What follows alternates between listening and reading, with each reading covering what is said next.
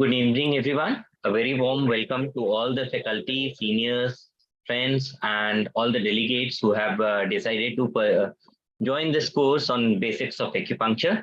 Now, this course has been going on in Lady Harding since many years. Dr. Pramod Kohli, he has been our mentor, guide, and teacher for the course. And this time it was possible solely with the efforts of our head of the department, Dr. Maitri Pandey, who was after my life to make it possible to conduct it one way or the other and not to break the tradition of conducting this course every year. So without further ado, I'll hand over to Dr. Maitri to introduce the course and to introduce our mentor and today's eminent speaker, Dr. Pramod Kohli. Over to you, ma'am. Good evening, dear delegates and our faculty, Dr. Kohli, Dr. Nishant, Dr. Anshu, Dr. and others who have joined. And I would like to, I think you all know that acupuncture is a old art of treating various diseases, and it is a traditional Chinese medicine. Just like in India, Ayurveda is there. It has developed like that only. And it has been found to be valuable in both acute and chronic disease states, and more so in many pain states also, maybe acute pain and chronic pain. And this is just an introduction to the various, how to go about it. And the delegates, if you're interested, you must pursue it and practice it so that you can make use of this medicine, which is we have found it to be very useful in many states along with the modern medicine. And if we combine the modern medicine with the old medicine, then we give the benefits of both the medicines, and in that way we reduce the complications or the side effects of each one of them. So I wish you happy learning and make most of this. And I welcome you all on behalf of Department of Anesthesia. And I would like you to know Dr. Pramod Kohli, who was director professor in our department, and presently he's a senior consultant at St. Stephen's Hospital, New Delhi.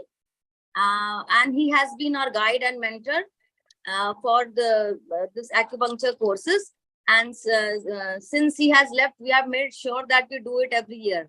So over to you, Dr. Kohli. I hope you'll enjoy teaching the students. Thank you, Dr. Maitri. First of all, congratulations to you and your entire team, especially Nishant, who has been working very hard. Yes, I must thank him also. It's all under all your guidance. And I'm particularly happy because this program is being continued. Although I would have been happier had it been a contact program rather than an online program. So anyway, in the best of situations, since people are there from outside, maybe the contact programs in between will help out to buffer the deficiencies. Meanwhile, it is an intermittent contact program. Because people cannot come for 7 days or 10 days. That is why I think. Correct. So you have to somewhere, what should I say? Find the middle path. Find a middle path. Yeah. Okay, so here we start. I'm afraid I would have loved to have a introduction with all the delegates, but since it's going to take up a lot of time, I would. Sir, if time permits, we can have that at the end. We can have that at the end, sir. At the outset, I would like to tell everyone, the faculties who are here with us on this platform and all the delegates, to please make it an interactive program, not to just listen passively. You please interrupt and ask questions wherever you feel. First of all, sorry to interrupt you, sir. The whole idea of conducting this session on Zoom was to have an interactive session. So this is a request to all the delegates that if you have any doubts, you can raise your hand, unmute yourself, And please interrupt us and ask questions, because initially when we talked with the channel partners, IGCP and MidTalks, who are our channel partners, I forgot to introduce them. So these are our digital partners. So they said that we make it a lecture kind of a thing. So I said, no, we want it interactive. We want, if possible, you can switch on your videos. You can interact us anytime that you want. And you're please free to ask questions. And we would like if you ask questions, because that means that you're at least paying some attention to whatever we are saying. So the attentiveness can be gauged by the number of questions that we get, and we'll love to have your questions. Sorry to interrupt you, sir. Please continue. Not at all. So first of all, what is acupuncture? Now the word has been derived from two simple words. Acus, that's a Latin word, meaning the needle. And puncture we all know. And commonly what we are using is a gauge 30 to 32. And this is available in various lengths, from 2 millimeters to up to 6 inches long needles. And the material is nothing but a metal. But nowadays, even plastic, you'll be surprised that even plastic is being used. So material is copper, brass, silver, even gold. I don't know who's going to afford the gold needles, but I'll tell you here, irrespective of what material it is, the body is by and large of steel, and it is only the handle which is copper, brass, steel, or silver, or whatever else. So it is basically a steel needle. Now, how many of you have actually purchased these needles? They're all available on Amazon and everywhere else online. Anyone wants to answer? How many of you have really purchased these needles? Because before we start with the actual workshop, you need to get into the practice of needling. That means handling the needle, holding the needle, and moving your wrists, using your wrist to puncture. And before you go on to puncturing the skin, patient's skin, it is better to get a good idea of what this puncture is going to be like. So please puncture on vegetables. I would recommend simple ghia or the kaddu. And once you have got into the habit of puncturing properly the kaddu, please graduate yourself to moving on to the potato skin, and then only the human skin. So this slide here gives you an idea of how fine is the needle. It is just about 2 times the width of a human hair. So that is why it is so important to remember to practice on vegetables before you puncture the human skin, because the needles are so fine that they easily and they get hooked and then they become painful. Normally, they won't be painful at all. Imagine the size of a human hair and trying to enter the body. It's hardly painful. But because it is so fine, it is likely to get distorted, get hooked, deformed in many ways. And such deformed needles must not be used. Now, needle for treatment. What is this needle for treatment? How is the needle going to help? We are all used to hypodermic needles. But what is this blunt needle? What is it going to do? Well, all this has been explained in this little old book, which was compiled way back from 500 to 300 BC. So old, you can just imagine. And it refers to Wang Di. Wang Di was nobody except the emperor of China at that time. He was the ruling Chinese emperor. And during his regime, this whole thing started. And how it started was, human beings have been very bad, always at war with each other. And one day, one of the soldiers who had been victimized by an arrow, with the arrow embedded for a couple of days, he realized that another disease he was suffering from was cured or relieved. Now, this led everyone to think about how come a needle, I'm calling it a needle, at that time an arrow. How can an arrow puncturing a part of the body, a distant part of the body, lead to amelioration of symptoms in another part of the body.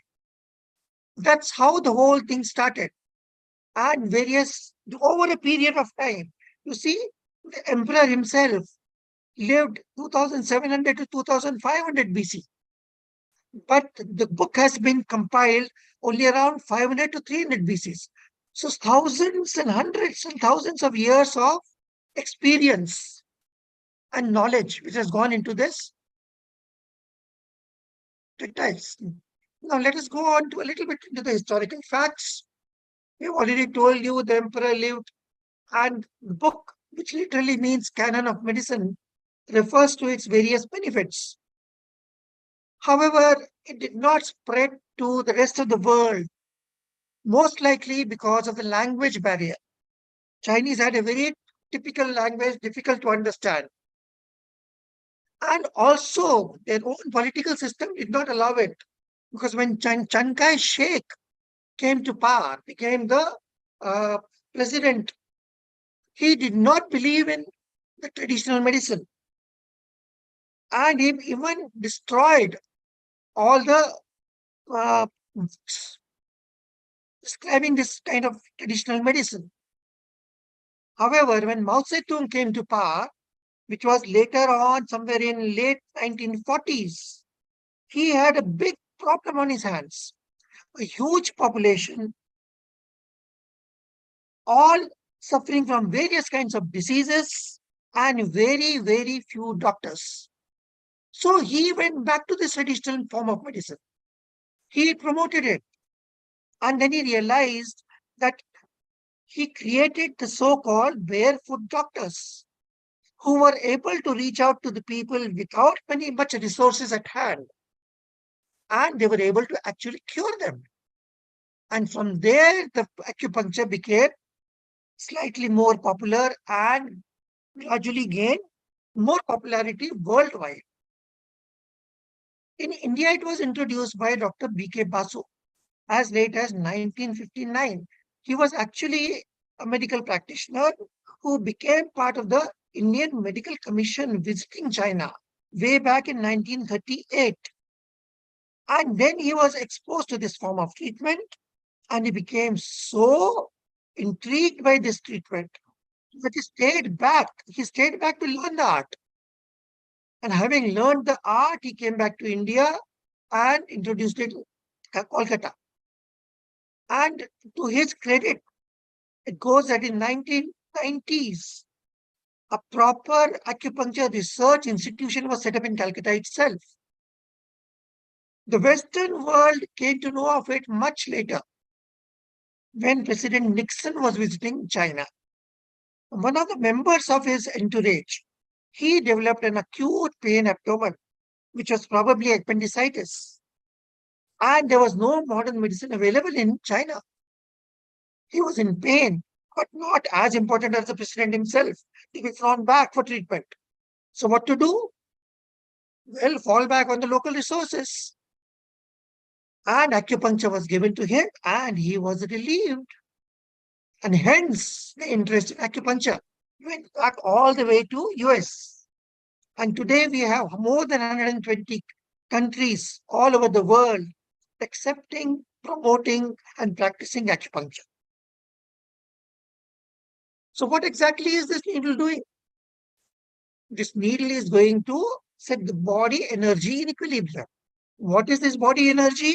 It is called Qi, spelled as Qi, Qi. It is Qi, pronounced as Qi. Now we all know that there is some sort of energy that flows in our body. Look at our own nerve transmission. Look at our own neuromuscular transmission. How is it taking place? Nothing but an interplay of positive and negatively charged ions. That is what this body is also doing. This Qi is nothing but an energy, and it flows when the positive and the negative components are in equilibrium.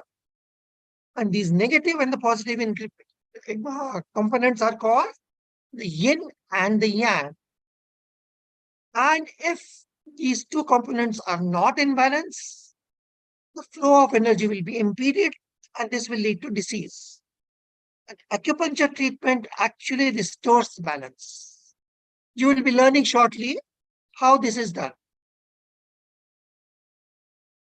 Now, this is again just a repetition, but since you are going to read the book that has been recommended for you, you will come across these terms.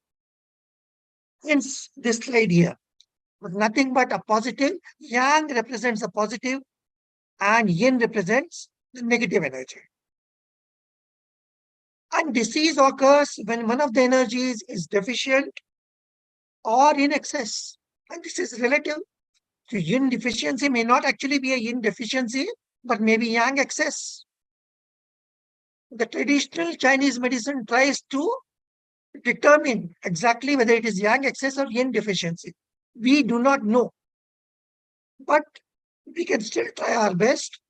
So whenever there is a yang excess or a yin deficiency, we have symptoms of a febrile condition: high fever, dehydration, thirst, high colored urine, hot flushes, etc., etc. This we all know, a febrile state. And the reverse happens in a yang deficiency or a yin excess, where the patient really complains of lots of chills, lot of fatigue, listlessness. Now, this energy, the positive and the negative energy, is related to our various organs. So the positive energy, the yang, is related to all the hollow organs. Hollow organs meaning the large intestine, the stomach, gallbladder, urinary bladder. And there is, you can see this word San Jiao. San stands for 3, numerical 3. And Jiao stands for cavities. So in Chinese, it refers to the 3 body cavities: the thorax, the abdomen, and the pelvic cavity. So whenever you refer to San Jiao, think of the thoracic cavity, the abdominal cavity, and the pelvic cavity. And the yin organs are all the solid organs, mainly the lung, the spleen, pericardium, kidney, liver, heart. In addition, the Chinese medicine also recognizes 2 extra organs, that is brain and the uterus. Don't get intimidated by all these things. This is just to introduce these various terms. The solid organs are called the Zhang organs. The hollow organs are called the Fu organs. And hence, in the book, you might have a reference to the Zhang Fu organs. Zhang Fu is nothing but the solid and the hollow organs in the body. And please remember, solid organs associated with yin energy, hollow organs associated with yang energy. Now, we all know diseases are caused by various factors. I don't think I need to really go through all this. This is what we have all learned in our medicine, all of us. But as per the traditional Chinese medicines, that is the TCM, disease is caused by some problem with the 5 elements. This is very similar to the Panchabhuta concept of traditional Indian medicine. Ayurveda also refers to the Panchabhuta. This is nothing but the elements are the wood, the fire, the earth, the metal, the water. Each element is assigned to a certain organ and to certain soft tissues and even a sense organ. Very, very difficult for us to conceptualize. But if you look at it, even in those olden days, it made some sense to everyone, and maybe it should make sense to us. For example, a liver, Zhang organ, liver, solid organ, liver, with associated related hollow organ, gallbladder, is assigned the sense organ eye. Is there any wonder? After all, jaundice is there to be seen in the eye. So anything going wrong with the liver or obstruction to gallbladder flow, where do we see the jaundice? In the eye. So that makes sense, doesn't it? Similarly, if you look at the heart has been assigned to the sense organ tongue. So isn't that where you look for cyanosis? Isn't that where you look for pallor? So somewhere it makes sense. Though if you try to go the traditional way, nothing will make sense. Also, the Chinese medicine believes that there is an organic clock. Each organ has been given a certain time period. And this has followed the observation or the knowledge that symptoms related to that organ are most aggravated during this time. For example, the lung. The lung has been given the time of 3 a.m. to 5 a.m. And even in modern medicine, it is well documented that all asthmatic attacks, they occur early in the morning, isn't it? Similarly, there is a time period of 2 hours assigned to the various organs. Now, the organs are given short forms. LIV stands for liver, LI for large intestine, ST for stomach, SJ for Sanjiao, P for pericardium, K for kidney, UB for urinary bladder. This is what you will find in the book and in subsequent lectures. Now, what is important to know about this organic clock for us is when we are trying to treat a disease caused by a particular organ, it is recommended, traditionally recommended, that the stimulation should be done during that period. So if you're trying to treat a bronchial asthma, then you should be using acupuncture therapy from 3 a.m. to 5 a.m. Now, this is not practical in today's times. But still, we need to know and respect the so-called Chinese organ clock. Now, how does acupuncture restore this balance in equilibrium? This is called the law of Wuxi. So acupuncture treatment is either going to potentiate the deficient energy, which is also referred to as tonification, or it is going to suppress the extra energy. Excessive energy is to be dispersed. So it is called sedation. The terms also used are reinforcing stimulation, which is same as tonification, same as accumulation. You are trying to accumulate energy. And the sedation is also referred to as reducing stimulation or dispersion. That means you are just dispersing away the excess energy. So these terms are interchangeable, and in different parts of the book, different terms may be used. Please don't get confused. They mean the same thing. What is this Ching Low system? Ching Low system refers to nothing but arrangement of the acupuncture points and their pathways. How do you accumulate? How do you arrange the acupuncture points? You need to first of all identify the different points which, when stimulated, produce the same effect or similar effect. So once you isolate these points, map them on the body, and try to join them, it gives you what is called a channel or a meridian. Now, this is also important in another way. As per the traditional Chinese medicine, when a particular organ is diseased, then you find a fine discoloration along the path of this channel. I'm afraid I have been practicing this art since 1985. Until today, I have not been able to appreciate any difference in color. But maybe the Chinese were much, much better off, much more sensitive, much more skilled. And they were able to find out this difference in meridian colorations. So these meridians, they run through all the organs, each meridian assigned to a particular organ, either the Zhang or the Fu organ will be passing through that organ. also connecting to the related organ, the supportive organ, and also may communicate by means of interconnections with a distant organ. So this system, intricate system of points and meridians which are interconnected, is referred to as the Ching Low system. Ching Low system. Now, what are these acupuncture points? These are actually small areas, tiny areas. They are not pinpoint areas. They are tiny areas of low electrical resistance. That means any electrical energy, if applied to this part, will easily enter the body. And there are more than 1,000 points all over the body.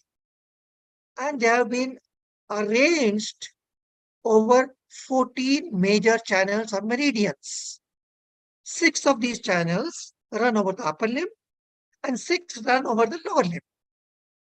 And in addition, there are 2 more channels, one running along the midline in front of the body and one running along the midline at the back.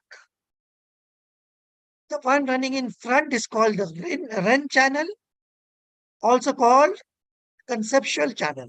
And the one running at the back is called the Tumo channel or the Du channel, DU, and also called the governing channel.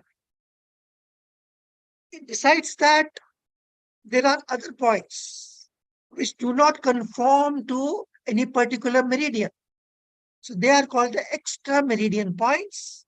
Also, special areas are designed and represented in the scalp as well as in the ear. The whole body, the whole human system is represented in the ear. We will be coming to this much later. And in addition, I want to tell you that all tender areas, they are also areas of low local electrical resistance, and they have become acupuncture points. All tender areas, all inflamed areas become acupuncture points. They are called Archie points. Now go back to your own life. How many times when you have a headache, you have pressed the frontal parts of your head, of your forehead? How many times while driving you feel a little pain in your knees and you put your hands down at the traffic signals and gently press the knees and then you feel relieved? Don't you feel relieved? Well, yes, because these all areas have become the Ashi points or areas, and you are actually stimulating them and setting the balance right. These are the various scalp areas. We'll be coming to them when we do the scalp and the whole body represented in the ear in the form of an inverted fetus. Now, as per the modern theory, so far we know that we are talking about the traditional Chinese theory, which says the yin and the yang are in imbalance, and hence the acupuncture is going to correct this by either reinforcing the deficient energy or dispersing the excess energy. But in modern medicine, we know that there are some neurophysiological chemicals that are being released at these areas where we are stimulating, and this can be verified. For example, analgesic properties we know is because of endorphins in the body. If you look at the endorphins, if you assess the endorphin levels before acupuncture stimulation and after acupuncture stimulation, you will find that the endorphins have increased, which has been instrumental in causing the pain relief. Similarly, there are many mediators which are released, which have either an anti-inflammatory, anti-allergic effects, but most important, they have got regulatory effects. That means the entire system is becoming regulated or harmonized. In addition, it has got immunostimulant effect because it causes phagocytosis. And that's why it is good for certain infections as well. Also, improve your general immunity. So acupuncture is good as an immunostimulant agent as well.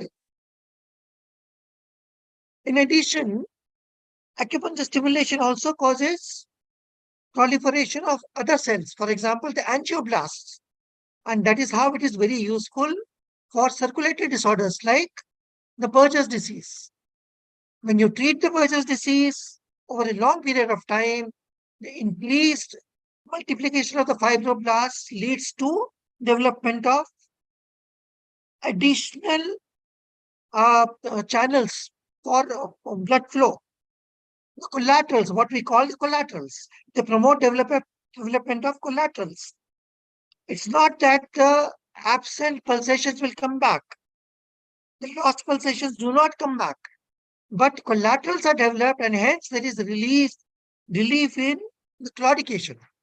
Similarly, the chondroplastic activity, when it increases over a period of time, the degenerated cartilages get replaced or regenerated. So that's how it's very useful in osteoarthritic pains. Now a word about the needles. We have talked about needles. Earlier on, there used to be the stone needles, only stone needles. Then we graduated to the metallic needles. I've already told you they're also available in silver and gold and even plastics nowadays. The commonest needle is called the filiform needle. It has got 4 parts: the handle, the root, the body, and the tip. There are smaller needles which are called the retention needles. These are used only for the ear and they can be retained for a long time, hence the name retention needles. Then there is something called the hammer, the plum blossom needle, also sometimes called the 7-star needle. In Chinese language, it is called Mei Hua Chen. I'll just show you some pictures of the needles. Now here you see, this is the filiform needle. This is the body, the tip. This is the root. This is the root, and this is where the needles are most likely to break.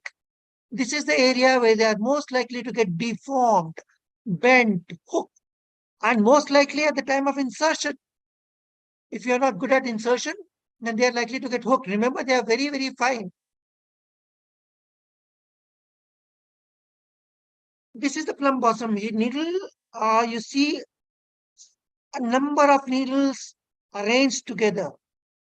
This can be used over a small area. For example, the skull or the knee. If in a smaller area, some samples even have got 2 in 1. 2 in 1 arrangements. So here you have a wider arrangement, here you have a narrower arrangement. So if it is a narrow area, you can use this. If you have a larger area, you can use this. And you can see here how it is to be held. And with small, gentle tapping movements, you are supposed to tap the skin. Now, with this hammer, you're not supposed to penetrate. It is a filiform needle or the intradermal needle which penetrates the skin. With the hammer, the plum blossom needle, you never penetrate the skin. You touch the skin and come back. You touch the skin and come back. Repeatedly. These are the intradermal needles. Various forms and shapes are available. In some of them, the spiral, the handle is arranged perpendicular so that it can be used as a thumbtack. So and the length of the needle is actually not more than 2.5 millimeters, even less than 2 millimeters, just about 2 millimeters they are. With these needles, please remember, you are just supposed to penetrate the skin, never penetrate the cartilage, never ever penetrate or puncture the cartilage. Remember, cartilages are relatively avascular structures. So you don't try to puncture the cartilage. Now, how to use these needles? First of all, the patient has to be most comfortable. Make sure he has not come empty stomach. For surgery, we always call them empty stomach, but for acupuncture, we call them full stomach. Patient should not be stressed out in any way.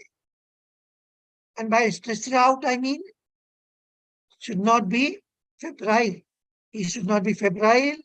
He should not be having a very acute problem also. That is why acupuncture is best in chronic conditions.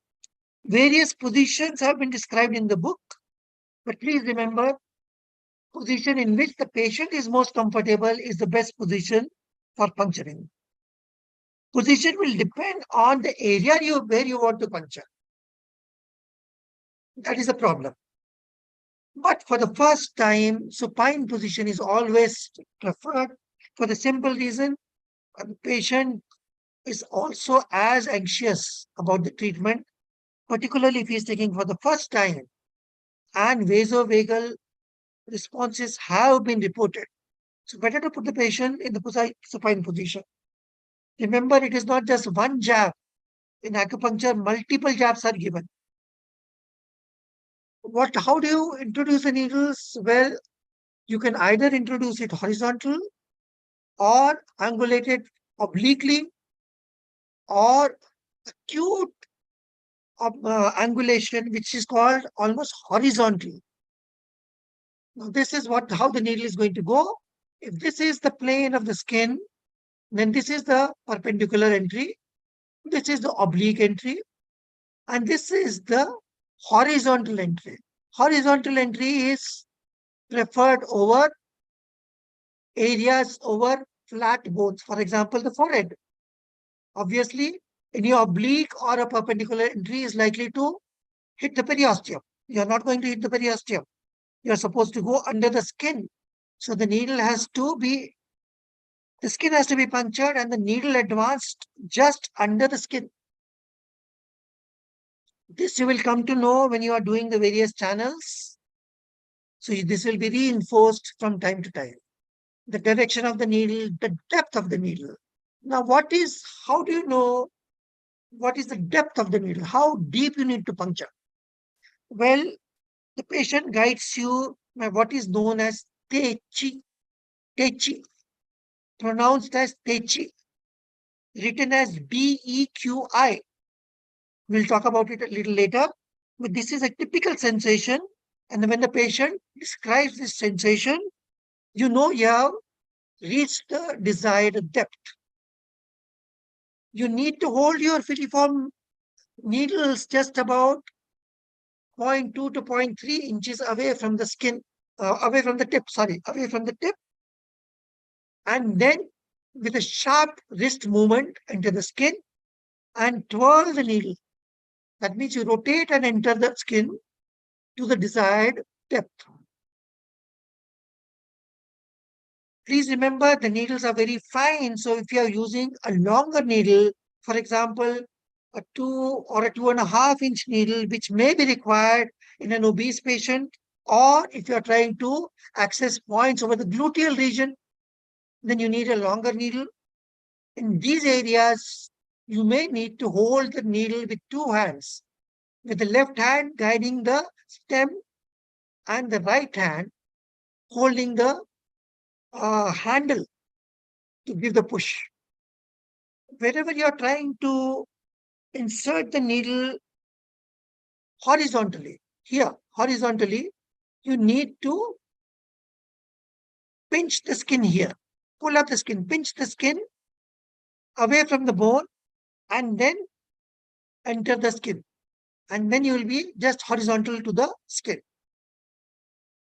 In an elderly patient, if there is an area is wrinkled, the skin is wrinkled, then you need to stretch the skin and then enter. Otherwise, the needle will enter somewhere else.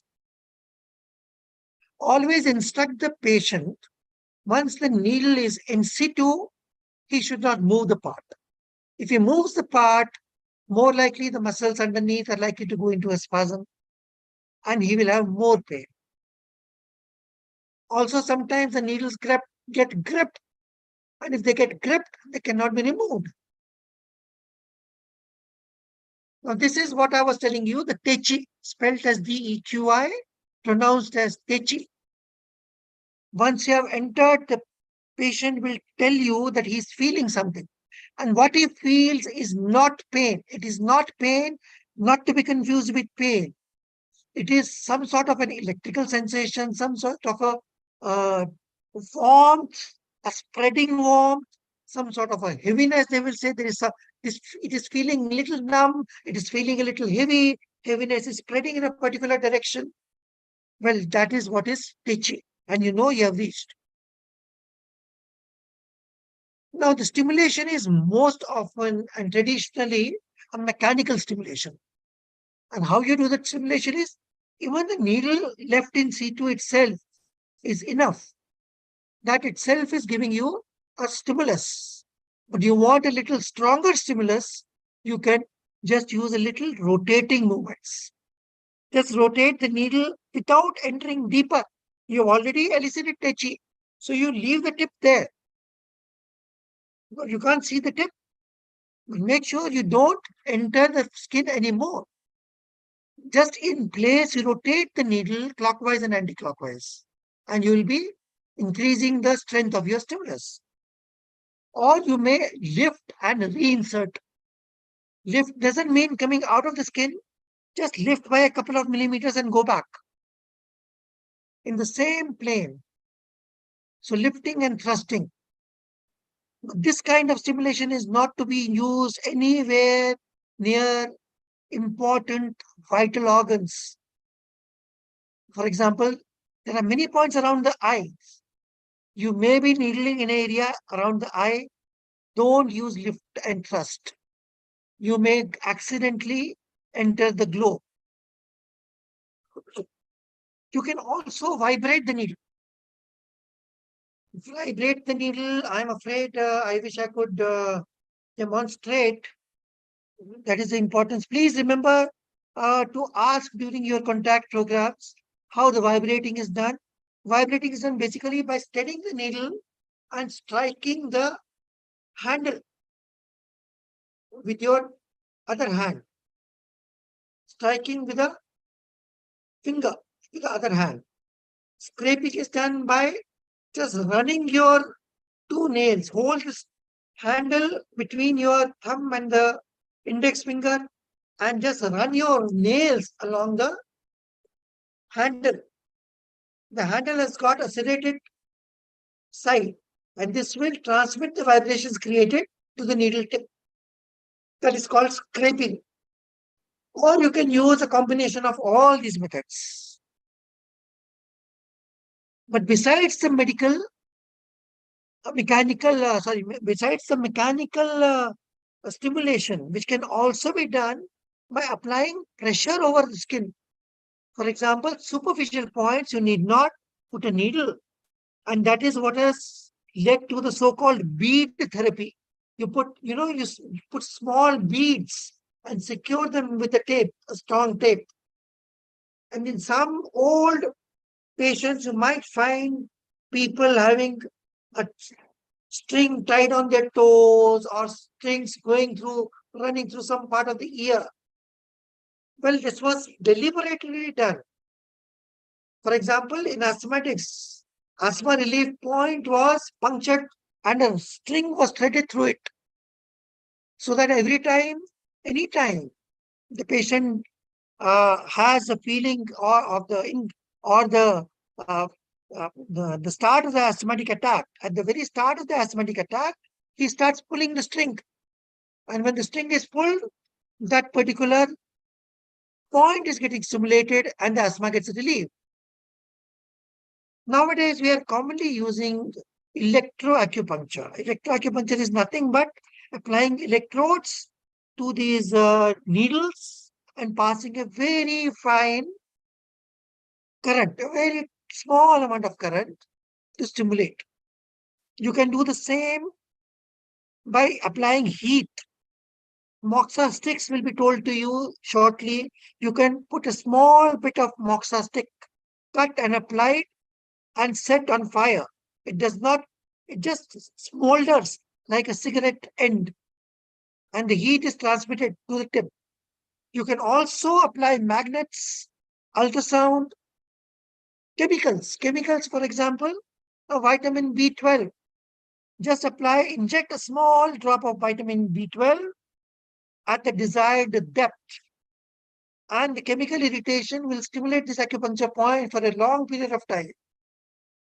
And nowadays, we also have laser acupunctures. For laser acupunctures, you don't need to needle.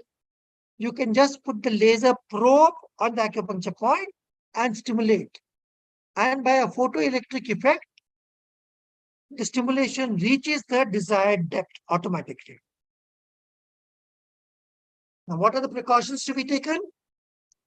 Obviously, you need to sterilize the part with spirit. Use sterile needles. Always use sterile needles. Avoid puncturing area over blood vessels, directly over tendons, and be aware that some of the points are very close to the superficial part of the bone. Do not enter or puncture the periosteum.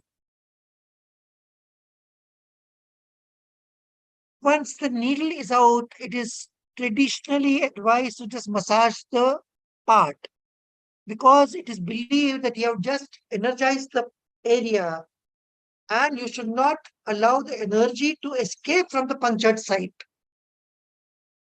This is particularly important whenever you are trying to tonify. Actually, the reverse is done. You do not massage when you are trying to dispel the energy. When you are doing dispersion or sedation, then once you have stimulated, you don't massage the eye, because the idea is to allow the energy to escape out. Usually there is no bleeding. By and large, absolutely no bleeding. Needle just goes in, needle comes out, and without a sign of even a drop of the blood. But sometimes a small drop of blood may ooze out. You just need to press it, and that's it. Nothing needs to be done. If there is a blood vessel coming in your path, please remember, skin is mobile. It can be dragged away. You can drag the blood vessel away from your site of puncture so that you do not enter the blood vessel. Now, what are the potential problems of needling? If you have accidentally entered or punctured the tendon sheath, patient may have excessive pain. Periosteum is very, very painful. In such cases, please remove the needle immediately and reinsert after some time. If the pain persists after removing the needle, you can use little warm compresses. And if it is persistent and severe, you may have to resort to analgesics. I have never faced this problem throughout my career so far. Bleeding, we have already talked about. Vasovagal also I have talked about. Immediately remove the needle in case there is a vasovagal. Put the patient supine. Raise the legs if required. Supine position itself is good enough. But if this patient is not improving, still sweating away, pulse is still weak, you can just raise the legs as well. Some acupuncture points have also been described. For example, 226, Tumo 26 governing vessel point. This is a resuscitative point on the philtrum just below your nose, between the nose and the lips. This point is also used for treating epilepsy. And when stimulated, the convulsions just stop. All seizure activity stops once you stimulate this point in a convulsing patient. Another very important point is the point P6, pericardium 6.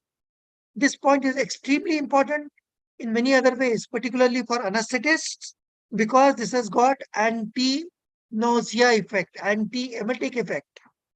Many theses have been written in anesthesia over the effectiveness of stimulating P6 to prevent post-operative nausea, vomiting. Now, needles sometimes get stuck. They cannot be removed. That's because they are entangled in a fibrous tissue, or the muscle spasm is rubbing them tightly. All you need to do is try to gently remove the needle if possible. If still not possible, don't try to force it out. The spasm will only get worse. Apply a little heat or gently tap the area around to relieve the spasm. And then you may be able to gently remove the needle. This is a big problem, broken needle. I have also till date never encountered this problem, but this is a potential problem. So whenever you are inserting a needle, remember the most delicate part where the needle is most likely to break is the, so never insert the needle right up to the handle. Keep at least a little area or little part of the needle stem, the body, out of the skin. So even if it breaks, some part of the body is out of the skin. Sometimes the needle may actually break and is not out of the skin. Then what do? Just take a forceps and press the surrounding area gently. When you press the surrounding skin, the tip, the broken tip just under the skin may just pop out and come into view, and you can grab it and remove it. We have talked about internal organ injury. You're not supposed to be adventurous around vital areas. You will come to know in due course of time. And there is always a potential problem of cross infection. And that's why we use either a personalized or disposable needles. What do I mean by personalized needles? A set of needles reserved only for that patient. If the patient does not want disposable needles because he finds they are expensive, then please use a set of needles, autoclave them, and give them back to the patient to maintain so that you do not accidentally use the same needles on another patient. Contraindications to needlings, extremes of age. Because we are trying to stimulate the physiology, and the physiology itself is extremely delicate in extremes extremely aged patients as well as very young patients, the infants. In severely debilitated state, it will be like trying to flog a dead horse or a dying horse. Inebriated patients, malignancy, many patients will come to you because you're going to treat pain, and there is a pain of malignancy as well. So patients may come to you for pain therapy associated with a malignancy. Please remember, malignancy becomes a contraindication because acupuncture stimulates multiplication of cells. And there is a potential problem that the malignant cells may also multiply more rapidly, aggravating the malignancy. Acupuncture has no role if there is already an underlying treatable condition, for example, an obstruction. Patient may come with renal colic due to a stone. Unless the stone is removed, pain is not going to be relieved. So no point in trying to relieve a renal colic with acupuncture. Pregnancy. Why pregnancy? Because at least lower abdomen should not be punctured because any stimulus may precipitate uterine contractions, early labor, or even spontaneous abortions. Also, points away from the abdomen, points of the extremities which have got a very strong techi. Techi, remember, is the sensation that the patient feels. So if there is a strong techi, there may be a visceral response and uterine contractions may start. Hence, points which have got a strong techi, for example, large intestine 4, stomach 36, spleen 6, kidney 3, and UB 67. Now, the points actually are remembered by their names, hence the names. How do you remember the points? There may be many points on the channel, so you give them numbers. So every point will have an acupuncture point beginning with number 1. Every channel will have that. So these are the some of the points which have been identified as contraindications for use during pregnancy. A very interesting thing I would like to share here is this point UB67. UB67 is actually indicated in later pregnancies for correction of mal-rotated fetus. Stimulation of this point has led to correction of the mal-rotated fetus. And at that point, you don't mind stimulating, because even if the uterine contractions are induced, it is better for labor, because we want a correction of mal-rotation only just before labor, isn't it? And whenever I've told you patient has to be, this is a relative contraindication, patient under emotional stress and having high fever should not be asked to come for acupuncture therapy. And if he has reported for therapy and if you find that he has got fever, please tell them it's better not to take the treatment now.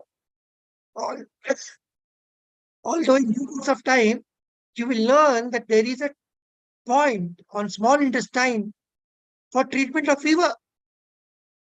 But that is only to bring down the fever and nothing else. You should not insert the acupuncture needle at some areas, some delicate areas. Number one is the umbilicus. There is a channel, I told you, the REN channel or the conceptual channel running through it. There is a point there, but you will not puncture this point at the umbilicus. Never puncture a point on the nipple or on the breast. Never puncture a point in the midline, in between the spines, at the back of the neck, particularly upper neck. This is the Tumo channel, because high cervical cord is very close to, and you may accidentally puncture these areas. Similarly, external genitalia is not to be subjected to needling at any cost. Now we have talked about tonification, which is also called reinforcing stimulation. Reinforcing stimulation means building up the deficient energy. In acupuncture, how we do it? We keep the needles in situ for a short time, not for a long time, usually around 10 minutes. If you are mechanically stimulating, please move the needle. I told you it is jabbing and thrusting, but you do it over a small amplitude. And when you are trying to do it, enter quickly, but come up slowly. This you will do. You can practice on your kaddu and potatoes or whatever you want to use. And before you remove, you keep the tip just under the skin, and immediately after removal, massage the site so that the energy you have supplemented does not escape to the puncture point. That is called tonification reinforcement. Now the sedation or the dispersion or the reduction, this is just the opposite. Here we keep the needle in for a longer time, twice the amount of time, at least 20 minutes. If you are using jab and thrust, then you need to move the needle tip in situ, but over a higher amplitude. The reverse is done here, a slow downward movement, quick upward movement. And never massage the side after you have removed the needle. Then comes the question of how to locate these points. We know that there are points. We know that they are arranged in a certain pattern over areas called the meridians or the channels. But how do we look at them? Where is which point? For that, some terms need to be introduced to you. One is the shoon. Shoon is nothing but the distance between the crease folds, the ends of the crease of the middle phalanx and of the middle finger. Please hook your middle finger, all of you, and look at the crease, the formed the proximal and the distal digits will be vertical and the middle phalanx or the middle digit will be horizontal. And you see these two grooves on the two sides. It's the distance between these two. That is called shoon, one shoon. And when you're talking about the shoon, it refers to the patient's shoon, never your own shoon, unless your build is identical to the build of the patient. Then your shoon is equal to the patient's shoon. So whenever you are talking about shoon, basically you want to measure a distance. Measure a distance from an anatomical point. So it's one shoon away from this, two shoon away from this. So it is a patient's shoon away from that particular anatomical point. This shoon also refers to the thumb width. So the distance between the crease folds of the middle phalanx of the middle finger is also the same width as the width of biggest width, the greatest width of the patient's thumb. Patient's 2.5 fingers equal to shoon. 2.5 fingers, the index, middle, and the ring finger. The 2.5 fingers are the index, middle, and the ring finger.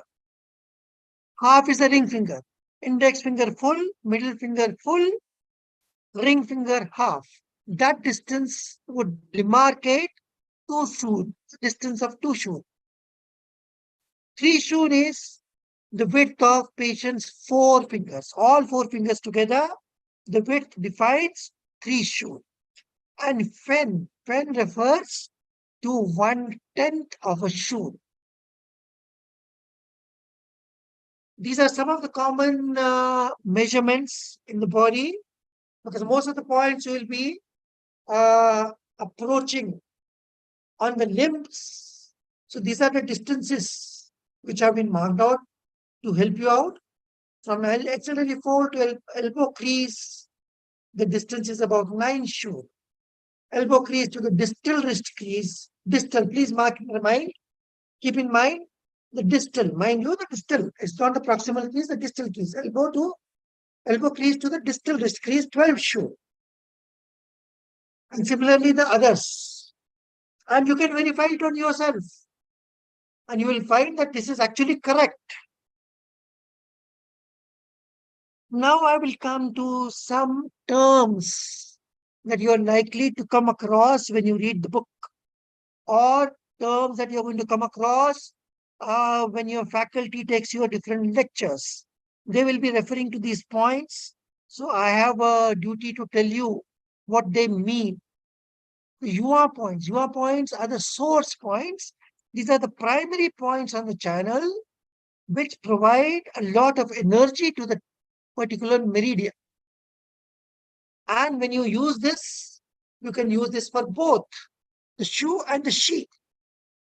What do you mean by shu and the shi? Shu and the shi are the acute and the chronic conditions. So source points or the UR points can be selected to treat both the acute and the chronic conditions of that particular organ or meridian. Luo points are the connecting points. They connect the primary channel that we are talking about to its related channel, its supportive channel. And you will find that every organ in the body has got a supportive organ, and that is how you will be taught in subsequent classes. So Luo points will be connecting one meridian to its supporting meridian. I will give you one example. There is a point called lung 7 or a lung 6. Anyway, there is a list. I think I'll come to that later.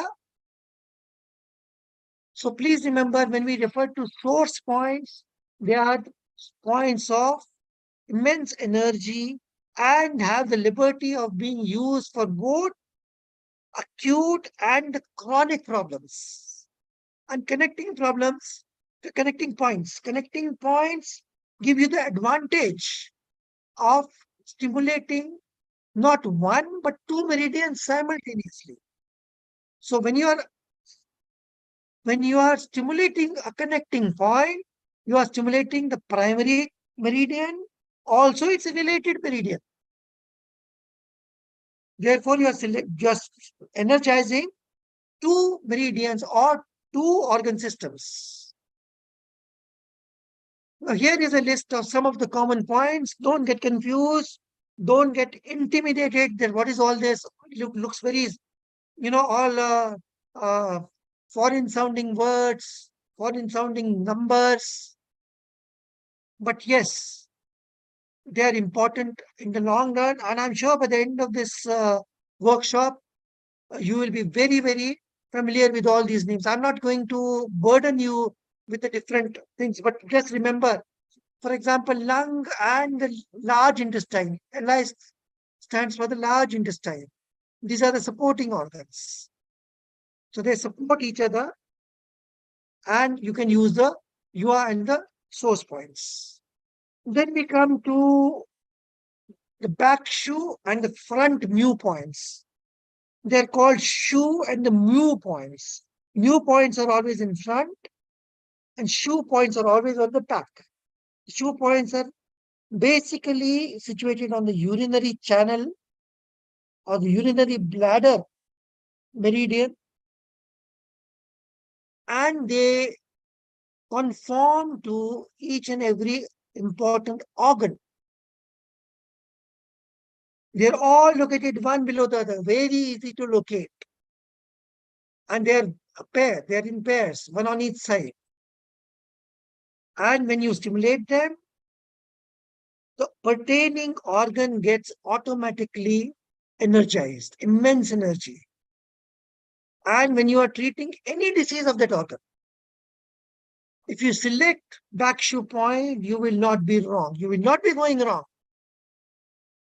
You will be doing the right thing. Even if you don't know which points to select, you know it is a problem with this particular organ, you select the back shu point. These are some of the back shu points commonly used for the problems associated with these organs. Again, I will not burden you with all these numbers. They've got their Chinese names. The Chinese recognize them by names. And many of us, your faculty, may be referring to the Chinese names. I am trying to avoid using Chinese names so that you don't get intimidated right now, right in the beginning. Then there is something called the mother and the son point. Every meridian has got a mother and a son point. Mother point is typically used to energize, to tonify, to reinforce.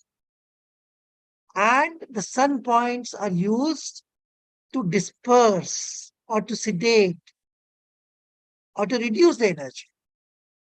So mother point is all very good for all chronic conditions. All chronic ailments, mother points are very good. All acute conditions, sun points are used. And these are some of the mother and the sun points. They will be repeated by your faculty when they deal with the individual meridians. Crossing points. The crossing points are important because these are the points where two or more meridians they meet or cross over. So stimulating this one point will result in stimulation of three meridians directly. And these are some of the common crossing points.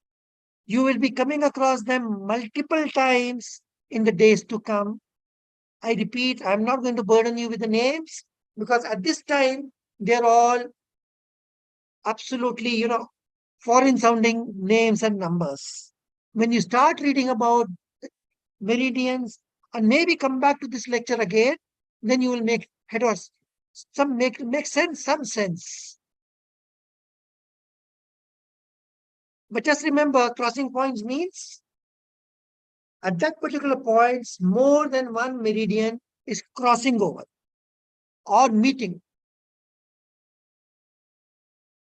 Influential points are those acupuncture points which have a particular enhanced effect on a particular organ system. For example, UB11, which is also a Pakshu point, which is very good for all bony problems, musculoskeletal problems. For any problem with the blood vessels, lung 9. Lung 9 is also the mother point of the lung meridian. For all solid organs, liver 13. All hollow organs, REN 12. So any GI problems, REN 12 stimulation is going to be very useful. And all tenosynovitis, tendon problems, sometimes musculoskeletal problems, GB34. You will come across these numbers again and again. Some points I'm naming out so that, somewhere it will remain in your memory and come back to you immediately when you hear about it. 4 points. HE is not he, it is pronounced as ho, and it means the sea. Obviously, when it refers to the sea, you can imagine that once you stimulate these points, a huge amount of energy goes to the point or to the pertaining organ. And this is particularly true for all hollow organs, all Fu organs, all Zhang organs. Remember, these are all the Zhang energies, Now, the Ho points need not necessarily be situated on that particular meridian. They may be situated elsewhere. For example, here you find the Ho point for urinary bladder is UB40, right at the bottom of the list. This is situated on the same meridian. Also for gallbladder. Gallbladder 34, we've talked about it earlier. Gallbladder 34 is the Ho point for the gallbladder. But there are points on stomach channel which provide immense energy or act like Ho points to organs other than the stomach. For example, the small intestine and the large intestine. This will be reinforced in due course of time. Please bear with me. She points or the cleft points. So these are the points where the energy tends to stagnate. That means even if there is some amount of equilibrium in the yin and the yang, equilibrium is there, positive and negative energy is there, but somehow it comes to this particular point and tends to stagnate here. So just by stimulating this point will declog, open up the area, and the stagnation is removed and free flow of energy is ensured. And these are some of the points again. Bear with me, I'm not trying to repeat them. Confluent points are points which connect a regular meridian with an extra meridian point. You will remember that there was a point called the Luo point. Luo point was connecting a regular meridian with another regular meridian. But confluent point connects a regular meridian with an extra meridian point. Lucky for you, only 8 such points are located and only on the extremities. We'll deal with them when we come to extra meridian points. And this is just to list some points that you need to remember for acute situations. One point we have already talked about, P6. P6, if you remember, I said it's a anti-emetic, anti-nausea point. Very good for nausea, vomiting. Now, you cannot treat cardiac pain because cardiac pains we know are best treated by intervention. But while waiting for intervention or while being transported, you can definitely use a stimulation. And it will help Hence the importance of reinforcing this information. If you have a feeling of suffocation, for example, asthmatics, air hunger, REN 17. Okay. Anyway, enough of numbers. We will come to them in due course of time. Now, having done with the terminology, let's just look for how to care for the needles. Bent needles are best not used. But if you are running short of needles, it is the last needle. Remember, it can be straightened out. You just need to hold the stem of the needle between your thumb and index finger, just proximal to the bent part, and give a quick upward thrust towards the tip. And the bent part will automatically straighten out. If repeatedly being used, needles are found to be cracked or blunted or rusted, well, they should be replaced immediately. Never use a deformed, rusted, hooked needle. They are best sterilized. Now, this is referring to when you are using personalized needles for a particular patient. You are not using these needles on any other patient to prevent cross-infection, but before insertion, even then they need to be sterilized. So these are the various ways, being an anesthetist, we are well aware of sterilization techniques, and I need not go into details. Please remember, disposable pre-sterilized needles are best used and asked for. They are available. They are not very expensive. A set of 100 needles costs about sometimes 150 rupees, sometimes 180 rupees. But they are available ever on the net. Search your Amazon and you will find them there. Search Flipkart and you will find them there. Some situations where acupuncture therapy is not going to be effective. For example, where I already said where there is a treatable cause, like a renal stone. Unless the stone is removed, nothing is going to help. Whenever there is a structural change, for example, very good results are obtained in rhinitis, in sinusitis. But if there is an associated deviated nasal septum, if there is an associated deviated nasal septum, acupuncture will not be so effective. In congenital disease, obviously it has got no role. In uncontrolled diabetes, severe sepsis, and patients on steroid therapy. When the patients are on steroid therapy, they will not respond well. So these patients are not going to respond well. So best avoid till diabetes is controlled, steroid therapy has stopped. Now this is actually, what should I say? Interesting fact, because I have had patients of asthma who were taking steroids, and after a prolonged therapy of acupuncture were able to give up steroids. The steroid intake, same thing. Some patients, very recently, a patient of, what is that called? Anyway, a patient who was on inflammatory modulators. I'm getting old, I'm not recollecting that name right now. So that patient was able to stop those medicines altogether and was pain relieved. Now, how do you select the points? This, your individual teachers, when they come to the therapy sessions, will tell you.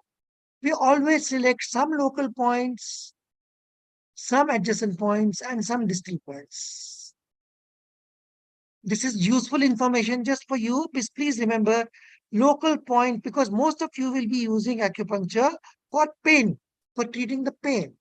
And if you are using a local point, it may be already too tender to puncture. So in such situations, an adjacent point which is less tender or even non-tender would be useful. And similarly, a much distal point. For example, pain may be in the elbow, let's say a tennis elbow pain, but you're using a point on the leg. Pain may be in the shoulder, you're using a point on the leg, which will become a distal point. So acupuncture does not mean, what I want to emphasize here is that does not mean puncturing the area of the disease or the disorder. Puncture may be done elsewhere and have the same effect. This will be reinforced when individual diseases are taken on. Thank you so much. If nobody has asked any questions in between, I presume they are reserving the questions for now. Please be free to ask. Thanks a lot, sir. Thank you for a comprehensive review. Now, what I would like to suggest is that I would request all the delegates to please join in time, because each and every word that sir has spoken today is the introduction and the key terminology and vocabulary which we'll be using in subsequent lectures. So those who have missed and even those who have attended, I would request them to kindly go through the first few pages if you can, and please revise the terminology because that is important. And as sir said, I mean, I'm an asthmatic myself. I've used the Ding Chuan on the ear myself. I've been using retention needles. Now this is the season when I usually get my attacks, and I've been using it. Now this is an interesting fact. In fact, as sir said, that in older time there were patients who used to wear rings and piercings. Now we had recently a sister, a staff nurse, who was a severe asthmatic and was on steroids, esciprofilin. She was having palpitations with esciprofilin, and then she came to our clinic, and with ear Ding Chuan she was relieved. Similarly, there was another patient. She said that whenever I wake up in the morning, I wake up with sneezing at least 35 to 40 times. Only then that is how I start my day. So acupuncture, fine, till the time she was taking acupuncture, the sneezing stopped. But after 15 days of therapy, her sneezing had reduced to 1 or 2 after waking up. So that is the thing. There have been 3 patients on ventilator whom I weaned off with acupuncture. They were difficult to wean, but then I could wean them off with acupuncture. In fact, I presented this one. If you remember, sir, Yeah, I do. Infusion, and her spasm just wouldn't stop. So we requested sir to start acupuncture on her, and within 6 hours from SIMV, she went on to pressure support with everything else stopped, and we could wean her off. It does work.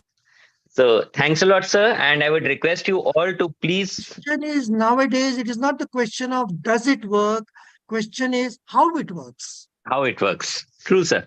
So, Like to say, but there are skeptics, sir. There are skeptics. I know, but once they practice, all the candidates here, I expect them to be skeptics. But Yeah. once they practice, they will realize the results themselves and It's get true, hooked sir. onto it. True, sir. yeah, True, sir. very rightly said, sir. I would like to say add the same thing that once you practice, you will start believing. So please do practice after the course. And I would request There you are all many, to many please revise examples. these things which sir has told. Don't get caught up with the numbers and the channels. These will be taken one by one for you. Now, if you have any doubts, any queries, we are open to them. I will just add on to your comments by saying that there are many examples. But Right, I sir. am not referring to them because in due course of time, when you come to the therapies, maybe they will be recounted at that time. Right, sir. So if there are no more questions, can we stop the session? And I would request you to, the schedule has been provided to you. So I would request you to please go through the channels before attending the lectures if possible. because then the grasping will be much better and you'll be able to ask questions and we would be happy to answer them. If there are no questions, I would like to ask one question, which I asked in the beginning also. How many of the candidates have actually bought the needles? Sir, in I fact, we'll have. be providing them. We'll be providing them on first hands-on day. So if they can buy, But that is still a week away, Sir, yeah, I that's true, have. sir. 8 days away.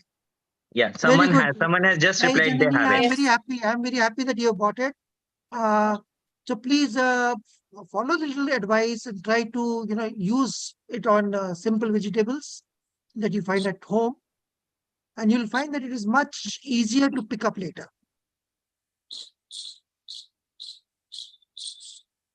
Unfortunately, since see, that is the disadvantage of the online session, because had it been an offline session, so we would have given the needles on the first day itself or in the beginning also. And we have outstation candidates also, so they can probably order them from Amazon. They are very much available on Amazon. And for our candidates, we can provide them. And the other thing is that uh, we'll be having, most likely when we start the channels, we'll be having classes physically also. So those who can attend are most welcome to come to Lady Harding and attend the classes physically, because we'll be demonstrating the important points right there in the classroom. So of course it'll be available for you on the video, but then you can actually come over and attend the physical classes. So that More schedule will be putting important, up. Yeah. more Sorry, sir. important is not just the demonstration, but making them Doing it do. yourself. Yeah. Those who are there, they should be made to puncture on each other so True, that sir. they really get the hang of it and appreciate what is that techi that we talk about. So those who are going to be present will be made to do that. Yes, So yes. those who can come, you are most welcome to join us physically, and we'll be holding the physical classes from Monday onwards. So it will be available both in physical as well as on the Zoom. So if there are no more questions, no more queries, can we please end the session? And I would thank you, sir. Okay, Welcome, so welcome. there's a query I'm that only physical missing the classes I'm on only missing Saturday the only. offline class. Yeah. So there's a query that physical classes on Saturday only. See, the thing is, as I said, that we'll be holding, those who can come daily. On Saturdays, we'll try and give you a holistic approach, all the major points of all the channels that you have studied for the week. That will be practiced on Saturdays. So it's not just a theory course. You have to actually do the needling and experience the teaching yourself. So Thank you. Thank you, everyone. thanks a lot, sir. Thanks a lot. I hope, sir, everyone enjoyed the session.